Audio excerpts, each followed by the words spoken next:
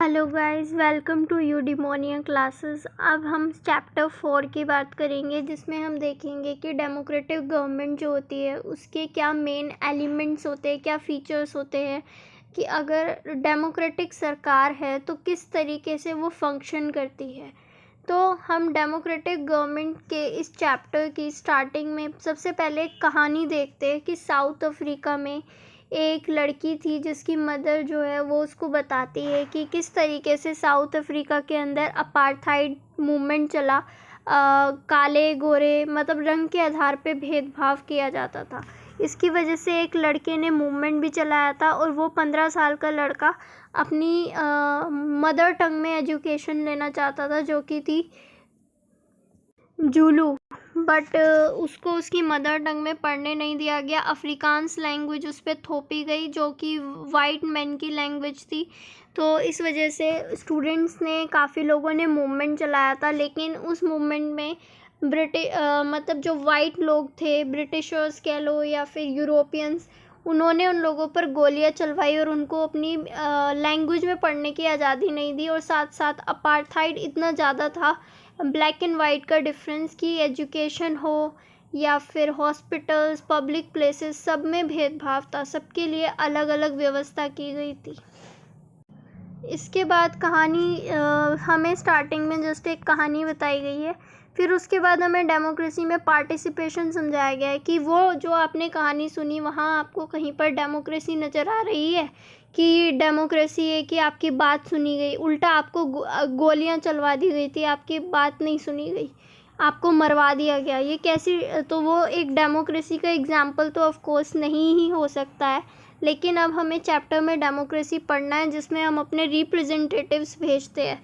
तो पार्टिसिपेशन करने के डेमोक्रेसी में क्या क्या तरीके होते हैं, हमें पार्टिसिपेशन के मेथड्स में बताया गया कि आप गवर्नमेंट को क्रिटिसाइज़ करते हो, तो वो भी पार्टिसिपेशन का ही एक तरीका है। सरकार का criticism is a process, is a way to enrolled in government, is a way to enrolled, is a way to participate in democratic elections, to participate in democracy।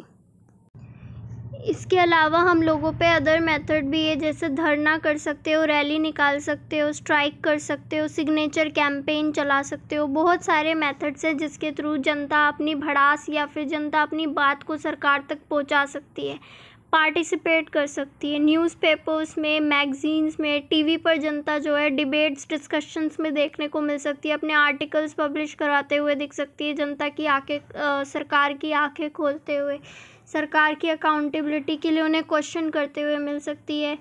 कई ग्रुप्स जो हैं, जैसे कि SC ST, माइनॉरिटी, वुमेन, ये सब आपको आंदोलन करते हुए, मूवमेंट करते हुए दिखाई दे सकते हैं, क्योंकि इनकी बात को पहुंचने में टाइम लगेगा।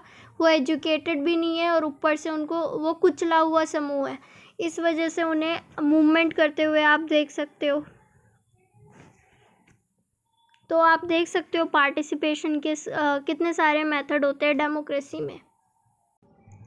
तो हमें क्या करना है, हमें कॉन्फ्लिक्ट को सॉल्व करना है। माया की, मतलब जो इससे पहले हमने कहानी सुनी थी साउथ अफ्रीका की लड़की की, जिसमें एक लड़के को गोली मारकर हत्या कर दी गई थी, उस कहानी में आप कहाँ से डेमोक्रेसी देख सकते हो, कहाँ से प्रोटेस्ट को मतलब एक प्यार से, शांति से प्रोटेस्ट को सॉल्व भी करवाया जा सकता था। लेकिन वो रास्ता नहीं चुना गया, क्योंकि वो डेमोक्रेटिक वे होता और वहाँ पर डेमोक्रेसी नहीं थी।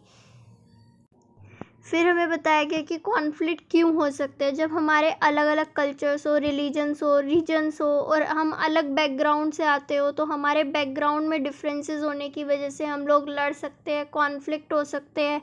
भेदभाव की वजह से, अगर आपके साथ भेदभाव किया हो गया हो, तो उस भेदभाव की वजह से भी हम हिंसा का रास्ता अपना सकते हैं, कॉन्फ्लिक्ट में घुस सकते हैं। इन कॉन्फ्लिक्ट को ख़त्म करने का काम हमारी सरकार का है। हमारी सरकार की ये जिम्मेदारी बनती है कि वो इन कॉन्फ्लिक्ट को शांतिपूर्ण ढंग से करवाए। फॉर एग्ज़ाम्पल, वाटर रिसोर्स को लेकर, रिवर्स को लेकर भी डिस्प्यूट रहता है। जैसे कर्नाटक और तमिलनाडु दोनों में कावेरी के पानी को लेकर कॉन्फ्लिक्ट रहता है। तो जो कावेरी है, उसकी अपर स्ट्रीम जो है, कृष्णा राजा सागर एक डैम है जो कर्नाटक के अंदर है, उस डैम में पानी जमा किया जाता है और वो इरिगेशन के लिए और बेंगलोर शहर की ज़रूरतें पूरी करने के लिए यूज़ किया जाता है। वहीं जो नीचे तमिलनाडु है, उनका पानी जो है वो मेटूर डैम में रिज़र्व किया जाता है। वो नीचे की तरफ पड़ता है तो ऊपर से पानी छोड़ने की ज़रूरत है, लेकिन दोनों स्टेट्स के बीच इसी बात का झगड़ा है कि पानी की क्वांटिटी कम होने की वजह से वो अपनी ज़रूरतें पूरी नहीं कर पाते, अपने नागरिकों की ज़रूरतें पूरी नहीं कर पाते। तो तमिलनाडु का जो मेटूर डैम है वो भी अपने इरिगेशन फैसिलिटी के लिए और अपने शहर के लोगों के लिए रिसोर्स चाहता है, पानी चाहता है। इस वजह से दोनों स्टेट्स के बीच झगड़ा है और ऐसी कंडीशन में झगड़े को सुलझाने का काम कौन करेगा? तो ऑफ कोर्स झगड़ा सुलझाने का काम सरकार को करना होता है, हमारी राष्ट्रीय सरकार, ताकि पूरे देश के नागरिक ही हमारी केंद्र सरकार की नज़र में हमारे नागरिक हैं। तो इस वजह से वो किसी एक स्टेट का पक्ष ना लेकर सभी नागरिकों के बारे में डिसीज़न लेगी, सभी नागरिकों के बारे में सोचेगी और इस डिस्प्यूट को सुलझाएगी। तो राष्ट्रीय सरकार, हमारी नेशनल गवर्नमेंट की ये जिम्मेदारी है।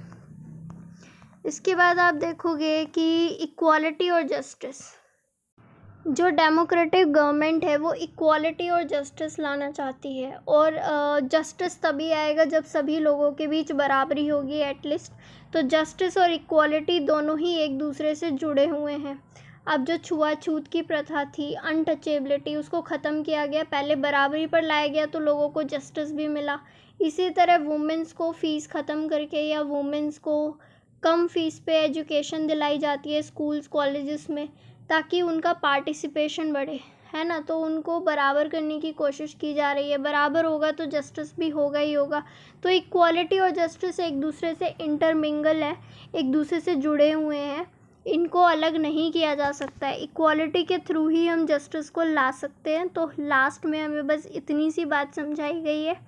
सो आई होप आपको ये 4th चैप्टर भी समझ आया होगा, दैट इज़ की एलिमेंट्स ऑफ डेमोक्रेटिक गवर्नमेंट, जिसमें हमें पार्टिसिपेशन करने का मौका मिलता है एक डेमोक्रेसी के अंदर। ये एक कहानी के थ्रू समझाया गया जहाँ पर डेमोक्रेसी नहीं थी और वहाँ पर पार्टिसिपेशन तो बिल्कुल भी नहीं था, लेकिन डेमोक्रेसी होती है तो पार्टिसिपेशन का मौका मिलता है। तो आई होप आपको पूरा चैप्टर समझ आया होगा। तो हमारे चैनल से जुड़े रहें। अभी 5th 6th जितने भी चैप्टर्स रिमेनिंग है वो सारे आएंगे। क्लास 6 की NCERT से लेकर 12th तक चला जाएगा। So please follow, share, subscribe ज़्यादा से ज़्यादा लोगों तक। And please watch these videos. These are meant for UGC NET and UPSC preparation and for any competition exam जहाँ पर NCERTs जो कि हर जगह ज़रूरत पड़ती ही है। Please follow, share. Thank you so much.